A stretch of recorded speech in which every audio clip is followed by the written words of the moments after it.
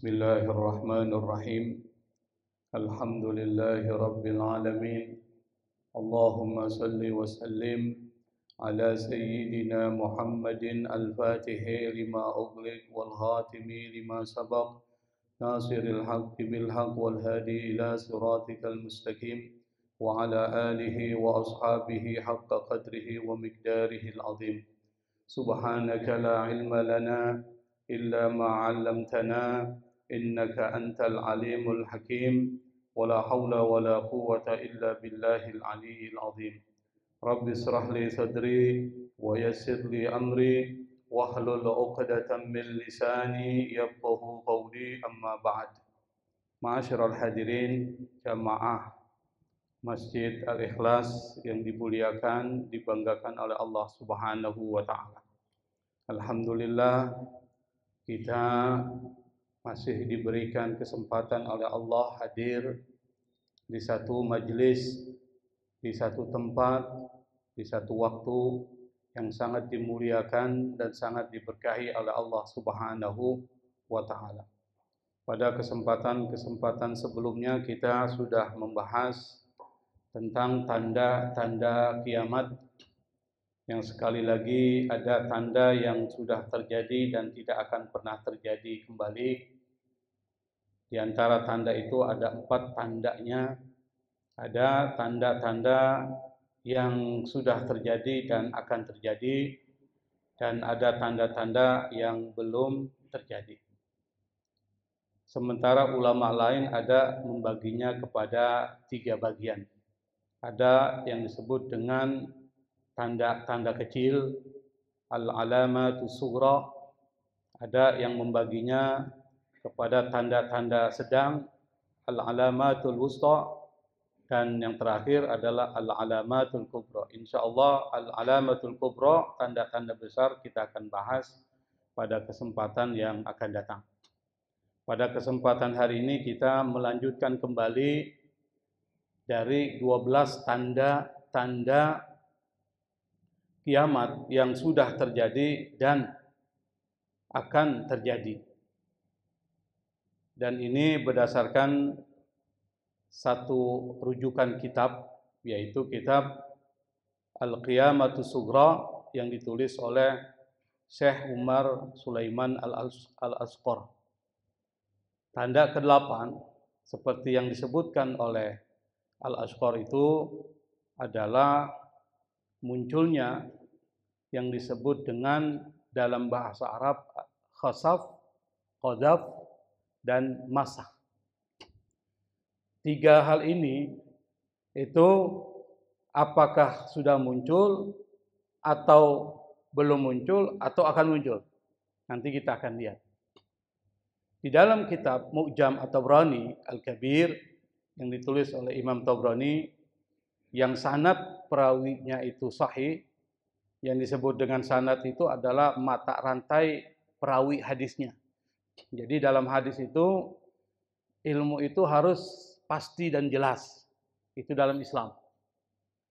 Karena itu maka untuk mengukur keautentikan atau keaslian dari ilmu itu, maka salah satu ukurannya adalah siapa yang mengatakan. Itu Islam. Selain apa yang dikatakan. Tapi siapa yang mengatakan, maka itu disebut dengan rawi. Siapa yang meriwayatkan. Maka dalam ilmu hadis itu sangat ketat tuh. Tidak semua perkataan orang itu bisa dianggap sahih. Tergantung siapa yang ngomong.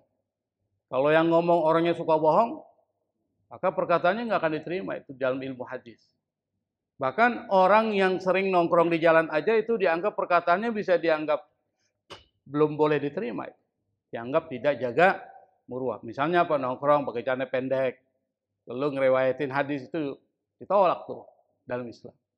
Makanya dalam tradisi Islam, kalau orang sudah pada posisi da'i, posisi khatib, posisi sebagai guru, maka nggak boleh tuh keluar dengan pakaian-pakaian yang tidak pantas. Misalnya apa? Celana pendek, jalan, muter-muter, itu boleh. Kecuali di dalam rumahnya aja. Makanya kalau ada yang seperti itu, orang bilang, nggak pantas tuh jadi khatib tuh. Kenapa? Di luar masih begitu tuh. Ya kan? Ini soal etika. Ini dipengaruhi oleh persoalan dalam kaitan dengan yang meriwayatkan hadis adalah orang-orang yang benar-benar terjaga akhlaknya. Termasuk memorinya harus kuat. Kalau orang pelupa nggak bisa itu. Nah, kalau yang merawikan tuh orang-orang seperti itu, hadisnya dianggap sahih. Perkataannya dianggap sahih. Nah, ini hadisnya sahih. Biisnadin sahih. Dengan periwayatan hadis yang sahih. Dari siapa? An Sahlin ibni Sa'adin. Dari Sahal bin Sa'ad. Seorang sahabat Rasul. Anna Rasulullah sallallahu alaihi wa alihi wasallam, bahwa Rasul bersabda, dan ini adalah bagian dari prediksi kenabian. Bagian dari ramalan kenabian. Kalau nabi yang meramal pasti terjadi.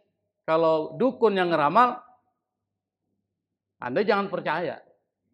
Ajaran Islam itu, kalau ada yang meramal, jangan percaya. Apalagi ada yang meramal kiamat terjadi tahun sekian. Sekarang udah lewat tahunnya, nggak jadi kiamat tuh. Dulu pernah ada yang ngeramal tahun sekian, tahun sekian. Tapi kalau Rasulullah yang membuat prediksi, itu bukan dari Rasul, tapi dari Allah. Wa ma yantiku anil hawa in huwa illa wahyuha. Apa yang dikatakan Rasul itu bukan dari keinginannya. Kalau dari keinginannya, tentu surat-surat dari Al-Quran itu namanya bisa nama keluarga Rasulullah. Misalnya Khadijah, Fatimah, tapi nggak ada tuh. Yang ada apa? Maryam. Nama-nama orang ya. Terus Hud, Soleh, Yusuf kan. Nama Muhammad cuma satu saja, surat Muhammad. Tapi Fatimah tidak disebutkan. Khadijah tidak disebutkan. Aisyah juga tidak disebutkan. Ini berarti Al-Quran bukan rekayasa dari Nabi. Memang dari Allah.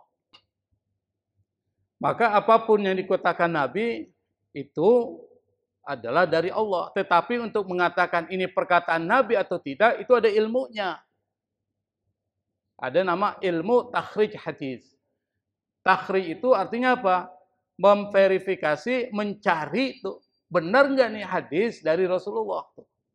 Kalau hadis periwayatannya bagus, bisa jadi sahih. Kalau periwayatannya bagus, tapi isinya tidak masuk akal, nah ini menjadi masalah juga. Nah, di sini isi dari hadis yang dikatakan Rasulullah, yang disebut dengan matan tuh, kalau kita belajar hadis, saya kunu, pakai saya itu akan. Yakunu terjadi. Berarti diprediksi nanti akan terjadi. Fi akhir zaman, di akhir zaman ini apa? Khasafun. Khasafun itu artinya bumi ditenggelamkan. Kayak longsor. Wa qadzafun, hujan batu. Sudah terjadi belum? Hujan batu. Pernah terjadi, Pak. Kapan tuh? Zaman Nabi apa? Nabi Lut, hujan batu. Kemudian apalagi? Wa maskhun, rupa manusia itu diubah jadi binatang. Pernah terjadi nggak? Pernah, zaman Bani Israel. Jadi qiradatan wa khanazir. Jadi monyet dan babi itu. Makanya kalau ngeliat monyet seperti ngeliat orang Yahudi itu. Kenapa? Ya begitu perlakunya tuh. Bapak pernah lihat monyet? Apa perlakuan kalau lihat monyet itu gimana tuh? Pernah lihat babi tuh? Bagaimana tuh karakternya? Nah, itu dulu orang-orang Bani Israel pernah diubah oleh Allah karena suka melanggar perjanjian tuh yang dibuat antara mereka dengan Allah melalui Nabi Musa. Selalu dilanggar. Makanya Ayatullah Khamenei Iran udah nggak percaya lagi tuh kalau ada perjanjian gencatan senjata. Kenapa? Karena di situ bagian mempersiapkan untuk menyerang Iran kembali. Dan memang dalam sejarahnya tidak pernah terjadi orang-orang Bani Israel itu memenuhi perjanjian. Kalau kita baca surat Al-Baqarah, itu selalu dilanggar perjanjian dengan Allah Subhanahu wa ta'ala. Itu karakter dari Bani Israel. Maka ketika diubah oleh Allah jadi monyet dan babi, itu merupakan karakternya itu seperti itu. Nanti kalau Bapak ingin tahu gimana karakter monyet, lihat aja tuh Pak. Buka di YouTube, lihat monyet, kira-kira gimana tuh monyet itu punya karakter. Nah, kata Ibnu Hajar al-Asqalani, khasaf ini di akhir zaman belum terjadi. Nanti ketika kemaksiatan itu muncul masif besar-besaran dan orang tidak lagi malu melakukan kemaksiatan terang-terangan. Kalau kita masih malu nih, mau mencuri sembunyi-sembunyi itu. Mau melakukan sesuatu yang negatif misalnya, itu masih malu kalau ketahuan orang tuh. Nanti ada satu masa di mana orang nggak lagi malu, Pak. Sekarang aja sudah banyak orang nggak malu melakukan sesuatu. Korupsi terang-terangan, ditangkap bukan menyesal, malah tersenyum ketawa tuh dengan baju oranye kelihatan tuh. Atau orang misalnya pacaran di jalan nggak malu-malu sambil pelukan, nggak malu. Bahkan di bulan Ramadan tidak malu dia minum pada saat ketika orang berpuasa umat Islam dan dia umat Islam. Kalau umat non-muslim lain, karena mereka memang tidak diwajibkan puasa, kita juga beri toleransi kepada mereka. Tetapi kalau orang Islam sendiri minum di tengah bulan Ramadan di mana umat Islam sedang berpuasa, dia nggak malu. Nah, ini tanda-tanda itu. Kata Dr. Yusuf Al-Qaradawi, seorang ulama kontemporer, dia mengatakan bencana alam biasa tidak boleh dianggap sebagai azab. Seperti yang terjadi di Palu itu, namanya likuifaksi. Bumi diputar, Pak. Jadi di sebagian tempat itu diputar itu. Sebenarnya bukan diputar, memang di dalam tanah itu ada sungai. Sungai dalam tanah. Ketika terjadi gempa, kalau gempanya cuma sampai skala 7 skala Richter, itu nggak terjadi. Tapi ini 9. Menurut ukuran ilmu tentang gempa, kalau 9 itu berdiri aja kita nggak bisa. Kalau 7 saya bisa berdiri, karena sering di Palu itu. Saya tinggal di Palu 23 tahun. Sering terjadi gempa, dimanapun kita pergi gempa ngikutin terus. Sana gempa, sana gempa. Tapi gempanya kita masih bisa diri, goyang-goyang. Tapi kalau ini berdiri nggak bisa, terlempar. 9. Maka struktur tanah tuh, karena di situ air, jadi turun. Karena dia turun tuh, maka kemudian terputar. Di bawahnya tuh seperti ada putaran. Dibaliklah.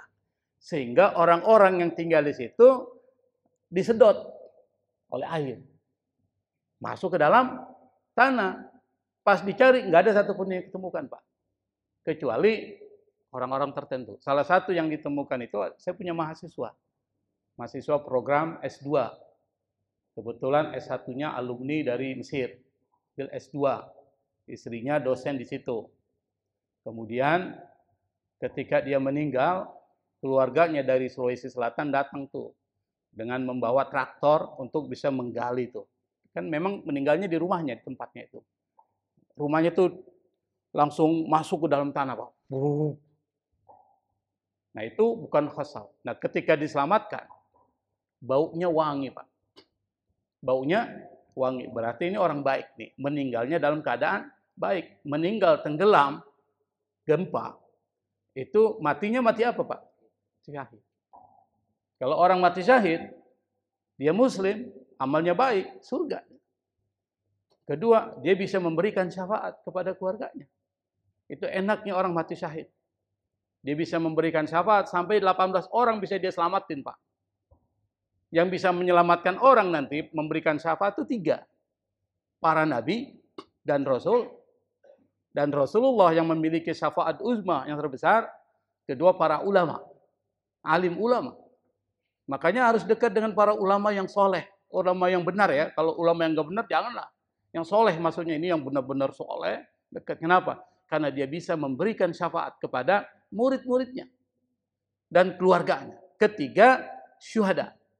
Ini kata Nabi, bukan kata saya. Nah, syuhada ini orang yang mati dalam peperangan menegakkan agama Allah, menurut sebagian ulama adalah orang yang meninggal bukan karena peperangan, tetapi karena pertama tenggelam.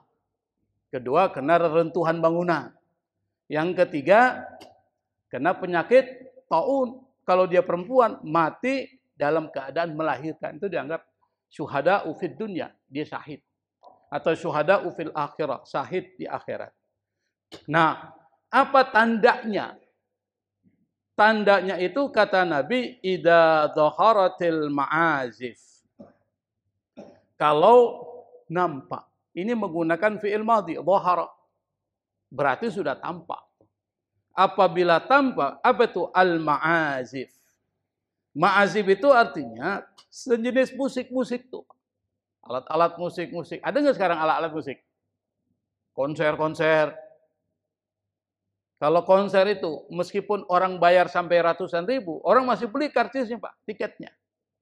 Tapi kalau pengajian, Pak, pengajian nih, masing-masing dikasih 20.000 kalau datang ke masjid untuk ngaji, kasih duit. Ngapain?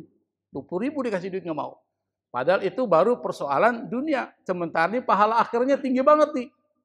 Orang yang mencari jalan untuk menuntut ilmu, sahalallahu lahu tariqan ilal jannah, kata Nabi. Allah permudah jalannya menuju surga. Barang siapa yang menuntut ilmu, Allah cukupkan segala kebutuhannya. Itu janji Allah. Dan banyak lagi janji-janji yang disebutin, tapi nggak mau juga, Pak. Kenapa? Karena setan itu membisiki dia. Ngapain ente ngaji? Nggak ada duitnya. Ngapain ente ngaji? Nggak ada manfaatnya. Terpengaruh kita. Setan. Jadi jangan anggap setan itu biasa. Setan itu musuh yang nyata. Makanya kita harus lawan. Di rumah-rumah kita bacakan ayat-ayat Quran supaya setan itu keluar dari rumah kita. Kenapa? Kalau di rumah kita tuh setan dalam bentuk jin itu mengganggu kita, mengganggu konsentrasi ibadah kita, repot kita, Pak. Makanya kata Nabi, la tattakhidhu buyutakum qubura. Jangan jadikan rumah kalian seperti kuburan. Karena setan itu akan kabur dari rumah yang dibacakan salah satunya surat Al-Baqarah tuh. Maka surat Al-Baqarah fungsinya bisa mengusir makhluk-makhluk jin yang ada dalam rumah kita yang kafir supaya keluar dari rumah kita karena dia mengganggu. Itu pertama, al-ma'azif. Ma'azif itu alat-alat musik. Yang kedua, wal qayyinat. Wal qayyin itu penyanyi-penyanyi dengan menampakkan auratnya. Bapak lihat sekarang penyanyi-penyanyi dangdut yang perempuan. Apa yang dipertontonkan? Kalau nyanyi. Apakah mereka pakai jilbab? Kalau di panggung-panggung? Tidak. Dia memperlihatkan lekuk tubuhnya, memperlihatkan auratnya. Dan para penyanyi-penyanyi barat lainnya sama itu, Pak. Terjadi nggak tuh? Terjadi. Tetapi azabnya belum tuh. Wastahalatil khamar. Dan yang ketiga adalah khamar itu sudah menjadi sesuatu yang dibolehkan. Nah, kalau ditanya, apakah qadzaf pernah terjadi? Pernah. Yaitu pada zaman Nabi Lut. Apa kesalahan dari umat Nabi Lut sampai Allah azab dengan hujan dari batu, yaitu meteor. Menurut para ulama disebut dengan meteor. Habis pas semuanya itu.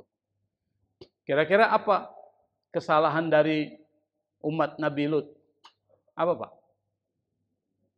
Apa? Praktek sodomi, Pak. Praktek yang sekarang disebut dengan LGBT. Lesbian, gay, B-nya apa sih? B-nya apa? Biseksual, T-nya transgender. Transgender ya? Atau transseksual. Saya nggak ikuti juga. Tetapi di sini sekarang itu kan diulangi kembali. Di Indonesia sudah banyak tuh terjadi ditangkap tuh pesta gay. Di hotel mana itu? Dibiayai. Tangkap polisi. Dan memang harus ditangkap, Pak. Pertama penyimpangan seksual. Dan ini kejahatan moral. Harus dihilangkan. Kenapa? Kalau ini dibiarkan, maka ini bisa cepat mengundang azab Allah. Tapi kalau ini masif terus-menerus dilakukan, dibiarkan, maka terjadi seperti zaman Nabi Lut. Karena ini masih ditindak. Maka belum terjadi. Coba kalau dibiarkan. Sehingga kemudian praktek LGBT menjadi sesuatu yang biasa. Makanya harus dilawan, Pak. Kalau ada kemaksiatan, dilawan. Jangan jadi kebiasaan. Demonstrasi-demonstrasi itu penting tuh. Supaya apa? Ada kritik terhadap sesuatu yang kita anggap menyimpang. Termasuk itu tadi, LGBT. Tetapi anehnya di negara barat, pendetanya malah membiarkan perkawinan sesama jenis, malah memberkati. Ini kan lucu. Tetapi sebagian dari komunitas Kristen. Yang berikutnya adalah masa. Masa ini bentuk manusia itu diubah jadi binatang. Yang saya katakan tadi, zaman sekarang belum terjadi. Tetapi dipahami, maksudnya adalah pemahamannya tidak secara fisik. Tapi pemahamannya secara maknawi. Maksudnya apa? Perilaku mereka udah seperti binatang. Kalau zaman dulu, pada zaman Bani Israel yang saya katakan tadi, itu terjadi perubahan fisik. Tapi pada zaman sekarang, bukan perubahan fisik. Tapi apa? Perilaku mereka udah seperti binatang. Bapak tahu perilaku binatang? Tahu perilaku binatang? Kalau melakukan sesuatu nggak pakai akal. Pakai akal nggak binatang? Dia mau kawin aja di depan. Meskipun itu banyak orang. Kawin aja di depan. Sekarang terjadi nggak tuh?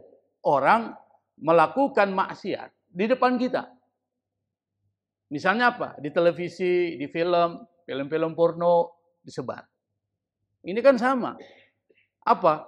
Perbuatan-perbuatan mereka seperti binatang. Melakukan sesuatu ditonton orang. Dan sekarang terjadi, Pak. Maka ini sekarang dianggap akhir zaman. Nah, ini perkataan dari Quraish Shihab. Dia mengatakan, bisa juga yang disebut dengan mashun itu adalah kehilangan zat atau esensi dari kemanusiaan dia sendiri. Artinya apa? Manusia perilakunya tidak lagi seperti manusia. Kalau seperti manusia itu ada malu. Ada malunya. Makanya kata nas ada kaitan dengan nisyan, lupa. Ada kaitan juga dengan persoalan ada rasa malu di sana. Disebut manusia. Kenapa? Malu kalau orang lihat sesuatu yang tidak sesuai dengan fitrahnya. Manusia. Tapi kalau seandainya dia tidak malu lagi misalnya, maka dia dianggap bukan manusia tuh, binatang dia tuh. Seperti itu. Maka kata penafsiran yang mengatakan secara fisik memang sekarang belum terjadi. Tetapi secara perilaku kita bisa lihat di mana-mana itu. Itu yang ke-8. Yang 9 di dalam kitab Al-Qiyamatus Sughra yang ditulis oleh Ad-Doktor Umar Sulaiman Al-Ashqar, itu tandanya adalah ketika harta itu melimpah ruah. Harta itu melimpah. Orang miskin nggak ada lagi. Orang miskin susah dicari. Kita sulit untuk mengeluarkan harta kita untuk sedekah. Repot. Kalau sekarang belum ada ini. Yang banyak orang miskin karena. Kalau kita mau cari orang yang orang yang berhak untuk diberikan sedekah, banyak nggak Pak? Banyak sekarang nih. Ini belum terjadi dalam artian untuk saat ini. Tetapi sebelumnya terjadi Pak. Nanti kita akan cerita. Wa fi sahihi Muslimin an Abi Hurairah radhiyallahu anhu anin Nabi sallallahu alaihi wa alihi wasallam qol, dalam kitab Sahih Muslim dari sanad atau rawi Abu Hurairah meriwayatkan dari Rasulullah sallallahu alaihi wasallam, dan hadis ini adalah hadis sahih karena pengumpul dan periwayat hadisnya Imam Muslim. Rasul berkata, la taqumus sa'atu, kiamat tidak terjadi. Hatta yaksura fikumul malu. Sampai di antara kalian, yaksur, banyak. Apa yang banyak? Al-mal. Sampai harta itu melimpah. Fayafidu, melimpah ruah. Ibarat air ini, Pak, di ember, Anda taruh air tuh, embernya tuh muncrat. Luber. Fayafidu. Hatta yahumma rabbul mali man yakbalu minhu sadaqah. Sampai orang-orang yang rabbul mal, yang punya harta, itu gundah gelisah. Siapa yang lagi mau nerima sedekahnya dia? Makanya kata Nabi, berikan sedekah Anda sebelum datang satu waktu di mana orang tidak lagi menerima sedekah Anda. Nabi pernah mengatakan, keluarkan harta Anda untuk sedekah sebelum terjadi di mana orang tidak lagi menerima sedekah Anda. Kenapa? Dia udah kaya, ngapain terima sedekah? Wa yadda'i ilaihi rajul fayaqul la araba li fi. Kemudian orang mengatakan, saya nggak butuh lagi dengan sedekah Anda. Aku tidak butuh. Kalau sekarang masih banyak nih. Nah, kalau ditanya apakah sudah terjadi? Pernah terjadi pada zaman Umar bin Abdul Aziz. Umar bin Abdul Aziz ini min dzurriyyati Umar ibn al-Khattab radhiyallahu anhu, termasuk keturunan dari Umar bin Khattab. Dan akhlaknya perilaku seperti al-khulafaur rasyidin. Maka dia disebut dengan al-khalifatur rasyidah al-khamisah. Jadi khalifah yang kelima yang masuk khulafaur rasyidin. Khulafaur rasyidin ada 4, Abu Bakar, Umar, Utsman, Ali. Nah, yang kelimanya Umar bin Abdul Aziz dari generasi tabi'in, bukan generasi sahabat. Karena orangnya sangat soleh, orangnya sangat adil, pemimpin adil, imamun adil, dia termasuk. Orang yang zuhud, warok, saking zuhud dan waroknya, dia nggak mau tuh gunakan fasilitas negara untuk kepentingan pribadi. Umar bin Abdul Aziz. Kalau kita, para pejabat, mobil dinas digunakan untuk pesiar. Pakai bensin siapa, Pak? Negara, Pak. Itu aja udah haram tuh. Cuma kadang-kadang nggak disadari itu. Umar bin Abdul Aziz, saya ceritain sedikit. Dia pernah satu ketika sedang di kantornya. Karena dia presiden, khalifah. Datanglah keluarganya. Datang ingin membicarakan urusan keluarga. Datang ke dia.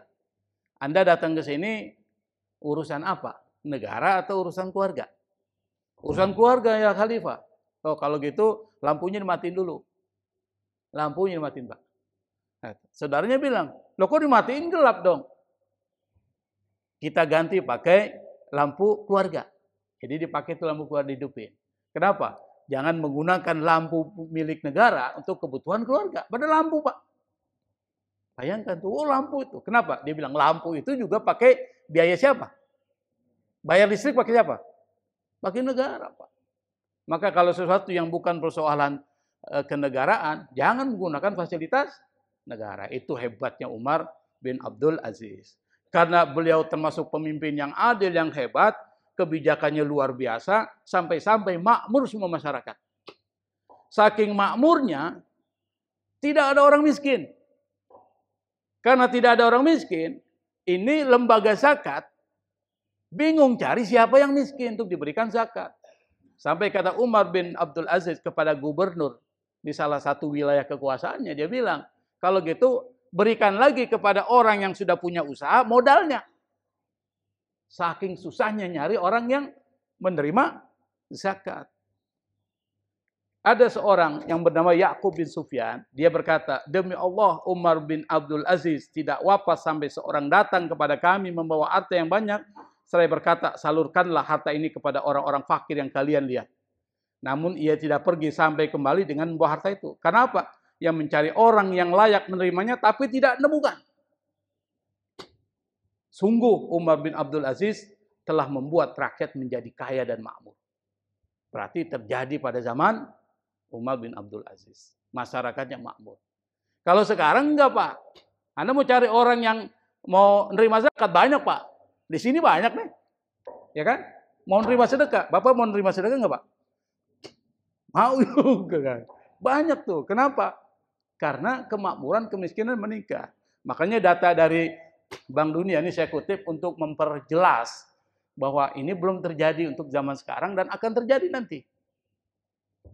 Pada saat ketika Nabi Isa sebagai pemimpin tuh nanti akan terjadi Nabi Isa, itu makmur semua, Pak. Nabi Isa. Itu udah akhir zaman tuh. Sampai ke pemimpin Nabi Isa, orang kasih tangannya ke harimau, harimau nggak mau makan, Pak. Saking apanya? Aman dan damainya sampai harimau nggak mau makan manusia. Hebat nggak tuh, Pak? Kalau harimau kan makannya apa? Daging tuh. Sampai dia nggak mau makan manusia tuh. Saking makmur dan damainya. Sampai binatang juga makmur. Pada zaman nanti ketika Nabi Isa diturunkan kembali di akhir zaman. Menurut data Bank Dunia tahun 2023 belum lama itu 9,2%, 719 juta orang hidup di bawah garis kemiskinan. Kita termasuk nih di Indonesia. Kelaparan itu kronis yang terjadi di Palestina itu luar biasa kelaparannya, Pak. Dan ini menandakan bahwa saat ini belum terjadi lagi. Dulu pernah terjadi. Saat ini belum terjadi lagi dan akan terjadi kembali. Dan yang ke-10, kita percepat. Tanda akhir zaman yang disebutkan oleh Al-Ashqar di dalam kitabnya itu, dia mengutip hadis, Rawa Ahmad fi musnadihi bi isnadin sahih. Imam Ahmad bin Hambal, murid Imam Syafi'i dan pendiri mazhab Hambali, dalam kitab Musnad Ibn Hambal, dan sanadnya itu sahih, sanad itu perawi hadisnya, an Abdullah ibn Mas'ud, dari sahabat Nabi yang bernama Abdullah bin Mas'ud, seorang sahabat yang ahli Al-Quran, kalau baca Qurannya itu enak banget. Qala Rasulullah sallallahu alaihi wasallam, Rasul bersabda, inna baina yaday sa'ati taslimul khasa. Di antara kiamat itu sudah ada di hadapan kita, kata Nabi apa? Taslimul khasah. Orang memberikan salam itu kepada orang tertentu. Kita dianjurkan salam kalau ketemu orang muslim. Ente kenal, ente tidak kenal, ngucapin salam. Jalan kita. Tapi sekarang, apa kalau ketemu orang, ngucapin salam enggak? Ketemu nih orang nih, tidak dikenal, ngucapin salam enggak? Saya tanya Pak. Yang ngucapin salam kalau kita kenal tuh. Malah disebut dengan taslimul khasah. Terjadi nggak sekarang? Jadi berarti udah akhir zaman nih. Kita ngucapin salam orang dikenal. Karena orang dikenal, ngapain gue ngucapin salam kan? Gue nggak kenal. Tuh, begitu tuh. Nah ini udah terjadi. Wa fasfut tijarah.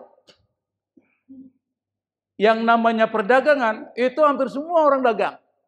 Sampai perempuan pun dagang. Terjadi nggak? Terjadi. Kenapa perempuan ikut dagang? Membantu ekonomi suaminya. Ingin lebih hebat lagi. Padahal peran perempuan itu apa? Apa peran perempuan? Hah? Apakah nyari nafkah? Tidak kan? Tidak. Sekarang terjadi nggak? Terjadi. Sampai sekarang terkait dengan persoalan. Ini bukan persoalan Islam merendahkan perempuan. Ini fakta yang terjadi bahwa perempuan aja sekarang udah nyari duit gitu loh. Yang dulu tugas untuk nyari duit laki-laki, mencari nafkah, kewajiban. Perempuan kalaupun dia bekerja, itu hartanya miliknya. Itu enaknya jadi perempuan, Pak. Hartamu, hartaku. Hartaku bukan hartamu, itu perempuan enak. Artinya apa? Kalau dia kerja, diizinkan suaminya misalnya, maka hasilnya punya dia. Suami nggak boleh ikut campur. Tapi kalau suami bekerja, dapat penghasilan, perempuan bisa ikut campur. Kenapa? Bagian dari nafkah suami terhadap istrinya. Itu enaknya Allah muliakan perempuan tuh. Nah, sekarang terjadi tuh maraknya perdagangan hingga seorang wanita membantu suaminya berdagang. Fasfut tijarah, kata Nabi, fasfut itu artinya menyebar. Ifsya'us salam, sebarin salam. Jadi kata fasfut tijarah, perdagangan menyebar, marak, hatta tu'inal mar'atu zaujah ala tijarah. Sampai seorang perempuan, al-mar'ah, tu'inu zaujah, membantu suaminya, ala tijarah. Itu berdagang tuh. Coba Bapak ke pasar Palmerah, yang dagang siapa? Perempuan rata-rata. Coba aja, jam 3 sudah. Pak. Bukan berarti kita melarang, bukan. Maksudnya ini realitasnya sudah terjadi. Waqat'ul arham. Yang ketiga kata Nabi, tandanya adalah silaturahmi terputus. Anda sekarang terjadi Pak, silaturahmi Anda tidak lagi ketemu langsung. Misalnya mengucapin lebaran. Sekarang pakai apa? Pakai HP WhatsApp. WhatsApp pakai. Dulu kita, zaman dulu tuh, kalau kita mau ketemu keluarga kita, mengucapin Lebaran, datang ke rumahnya tuh, silaturahmi. Kenapa? Yang disebut dengan silaturahmi al-hakiki itu adalah ketika Anda face to face, lihat. Karena di situ ada kegembiraan. Jadi bukan melalui media-media seperti itu. Bukan berarti media sosial nggak benar, bukan. Saya ingin mengatakan bahwa sekarang silaturahmi mulai tercerabut itu dari tradisi Islam. Kenapa? Orang bersilaturahmi tidak lagi menggunakan silaturahmi langsung ketemu orangnya. Dan ini terjadi. Wa kitmanu syahadatil haq. Kitman itu menyembunyikan. Syahada itu artinya persaksian yang benar. Wa dhuhurul qalam. Dan munculnya al-qalam. Artinya apa? Surat menyurat. Sekarang ini sudah bahasanya itu adalah pemalsuan dokumen. Al-qalam. Qalam itu pulpen. Tapi yang dimaksud pulpen ini adalah dokumen-dokumen tertulis. Pemalsuan. Sekarang terjadi nggak pemalsuan, Pak? Dokumen. Yang Bapak hadapi sekarang-sekarang belum selesai apa itu? Ijazah palsu, Pak. Itu namanya pemalsuan dokumen. Soal palsu tidaknya, kita nggak tahu nih. Tetapi sekarang marak tuh orang ingin jadi ingin mendapatkan gelar. Sekarang bisa beli di Universitas Pasar Pramuka tuh. Saya nggak tahu di mana itu ya. Tapi yang namanya Pasar Pramuka itu memang sering dengar. Cuma kalau ditanya membuat ijazah seperti aslinya. Makanya ada yang pernah bilang, kan ketahuan dia ijazahnya palsu nih. Dia bilang, waktu saya pesan dulu saya mintanya yang asli. Saya nggak tahu kalau ini palsu. Oh, bayangkan. Ada yang bilang begitu. Nah, makanya ya, ini sudah tanda-tanda terjadi. Pemalsuan dokumen di mana-mana, termasuk di pemerintahan. Banyak terjadi pemalsuan. Bukan cuma pemerintahan instansi, termasuk swasta-swasta juga. Banyak pemalsuan dokumen, markup anggaran. Kalau orang-orang kantor ngerti itu. Biayanya sekian di markup tuh. Markup itu artinya apa? Dinaikin. Yang seharusnya dia beli laptop sekitar 10 juta, dianggarkan 25 juta. Berarti 100% lebih. 150%. Dia manipulasi. Keuntungannya apa? Bagi-bagi, Pak. Nggak mungkin pimpinan nggak tahu. Kenapa? Karena tanda tangan. Maka dia pasti dapat itu. Itu yang saya bilang di sini ada fitnah. Ada sesuatu cobaan besar ketika Anda menjabat. Nah, karena itulah maka banyak yang korupsi. Meskipun dia orang yang kita lihat agamanya bagus. Tapi kalau udah bicara uang, Pak, itu bisa hilang agamanya, Pak. Kenapa? Ya itu tadi. Dia lihat ini kesempatan nih. Kapan lagi kesempatan saya peroleh? Maka integritas, akhlak dia hilangkan. Apakah ini terjadi? Jawabannya terjadi. Tanda yang ke-11 kita selesaikan hari ini ya. Qala Rasulullah sallallahu alaihi wasallam, Rasul bersabda, sayati 'alan nasi sanawatun khida'atun yusaddiqu fiha atau yusaddaqu fiha al-kadhib wa yukadzabu fiha as-sadiq wa yu'tamanu fiha al-kha'in wa yukhawwanu fiha al-amin wa yantiku fiha ruwaibidah. Nah, Rasul mengatakan sayati akan datang alan nasi kepada umat ini, kepada manusia, sanawatun khida'at, tahun-tahun penuh tipu. Khida'at itu tipuan. Apa? Yusaddaqu fihal kadhib. Orang yang bohong dipercaya. Yang kedua, kebalikannya, wa yukadzabu fiha shadiq. Orang yang jujur justru didustai, enggak dipercaya. Orang yang khianat diberikan amanah. Udah tahu dia koruptor, kasih jabatan menteri. Masih dikasih. Ini fakta ya, kita nggak bicara ghibah, bukan membicarakan orang, tetapi ini fakta. Yang sudah terindikasi melakukan korupsi, masih diberikan amanah. Maksud amanah itu tanggung jawab terkait dengan publik, misalnya menteri. Tuh. Nggak perlu saya sebutkan namanya, Bapak lebih tahu. Tuh. Siapa orang-orang yang pernah terindikasi korupsi, tetapi masih diberikan amanah. Ini zaman sekarang, Pak, ini mulai terjadi. Wayantiku fiha arwaibidah, dan yang banyak bicara itu Ruwaibidah. Maka sahabat bertanya, ya Rasul, man huwa Ruwaibidah? Siapa itu namanya Ruwaibidah? Beliau menjawab, orang bodoh yang ikut campur urusan masyarakat umum. Rajulun tafih fi amril ummah, kata Nabi. Orang yang bodoh ngurusin umat tuh. Terjadi nggak, Pak? Yang bukan bidangnya, yang nggak ngerti ilmunya, yang nggak ketahuan kinerjanya, yang nggak punya rekam jejaknya dan sebagainya, disuruh ngatur umat. Apa yang terjadi?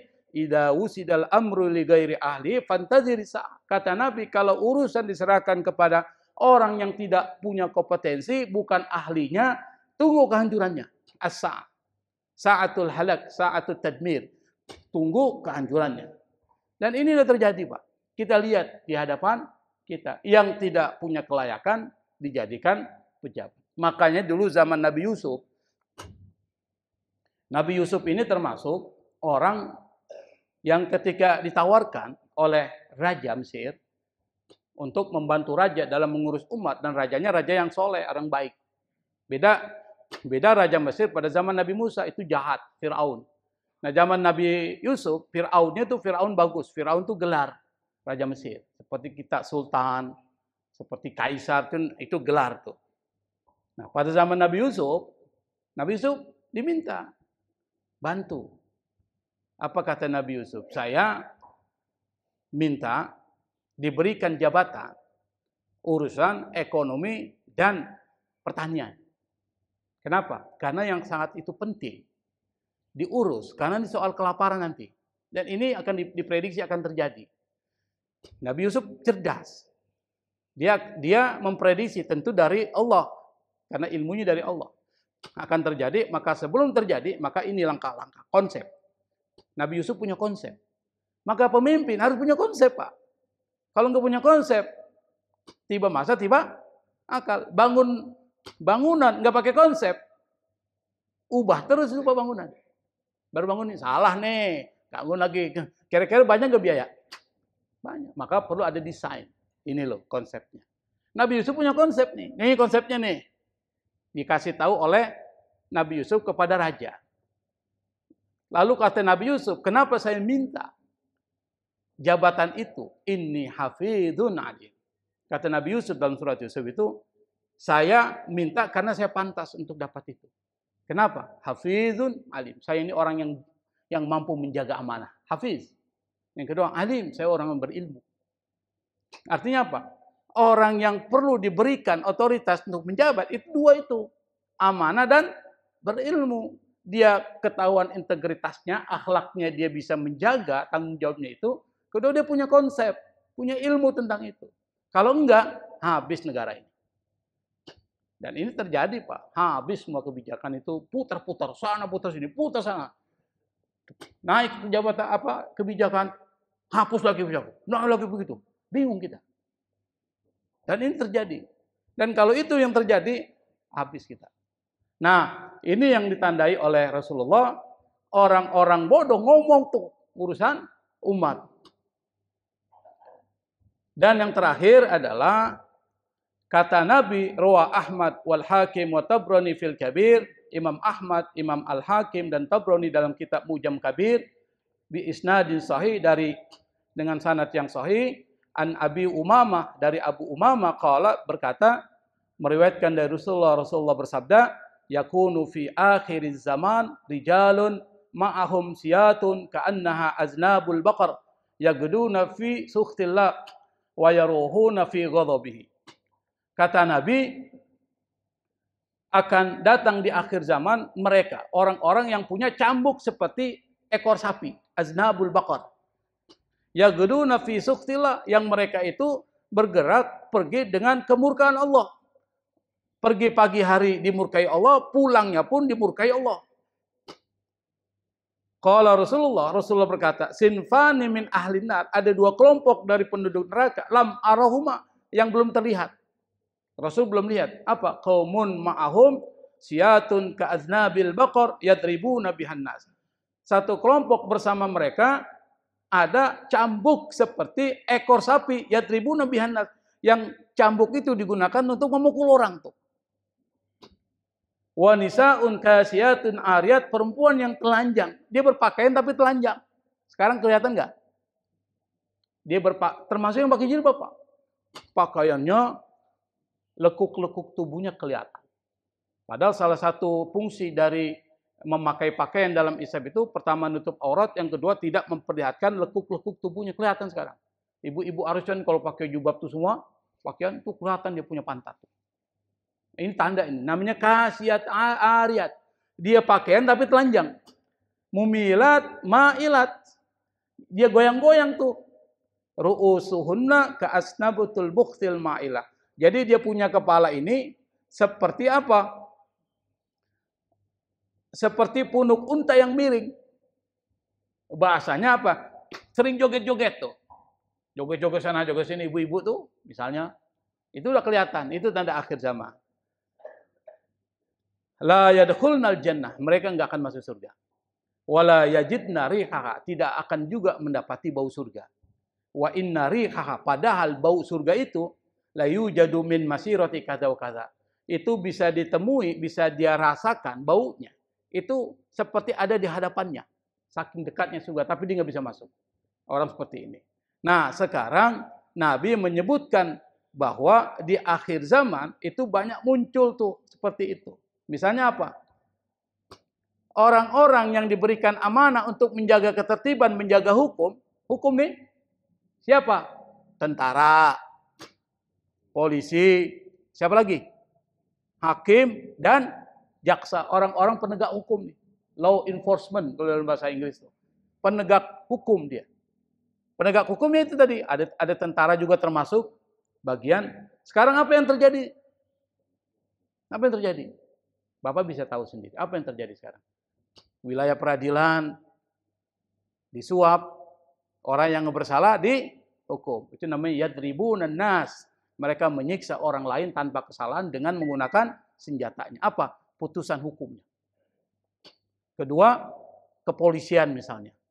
Yang ketiga, tentara. Dia bisa menggunakan otoritasnya untuk bisa menindas orang. Nah, itu akan terjadi di akhir zaman. Sekarang kita lihat sedikit-sedikit mulai nampak. Berarti sekarang kita berada di mana, Pak? Di akhir zaman.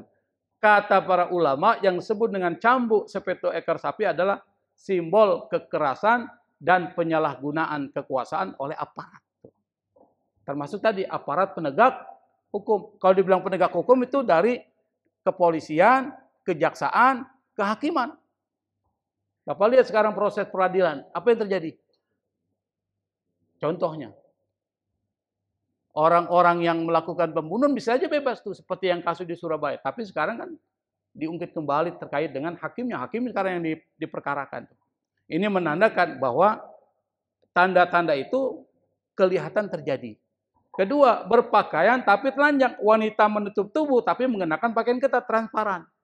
Berhias berlebihan sehingga aurat tetap terbuka. Dan sekarang terlihat. Nah, artinya apa? Sekarang kita berada di akhir zaman. Maka yang belum kawin, cepat kawin. Yang baru satu, tambah lagi. Terutama yang kelompok sini nih. Kelompok wilayah kanan. Kalau wilayah kiri jangan nih. Minal masakin wal fuqara. Kalau ini yang punya kontrakan, Pak. Nah, saya pikir udah jam 6 lewat. Semoga ini tanda-tanda ini bisa menginspirasi kita mempersiapkan diri. Insya Allah pada pertemuan yang akan datang, kita akan bahas tanda al-alamatul kubro. Kalau sudah alamat kubro, itu udah dikit lagi. Kalau bahasanya dikit lagi mau maghrib, nah itu alamatul kubro. Kalau ini masih asar. Masih asar. Kalau asar kan dikit lagi maghrib tuh. Berapa jam lagi? Kita berapa jam lagi akan maghrib. Nah kalau udah mau dekat maghrib, itu namanya al-alamatul kubra. Saya pikir ini yang saya sampaikan. Semoga bisa memberikan manfaat. Wallahul musta'an. Wallahul muwaffiq ila aqwamit thariq wal afwa minkum. Wassalamualaikum warahmatullahi wabarakatuh.